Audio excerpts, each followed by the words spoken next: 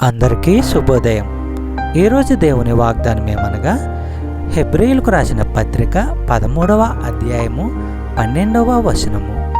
కావున యేసు కూడా తన స్వరక్తము చేత ప్రజలను పరిశుద్ధపరచుటకై గవిని వెలుపట శ్రమ పొందెను. క్రీస్తు రక్తము విశ్వాసులను ప్రత్యేకపరిచి దేవుని ప్రజలుగా వారిని ప్రతిష్ఠిస్తుంది.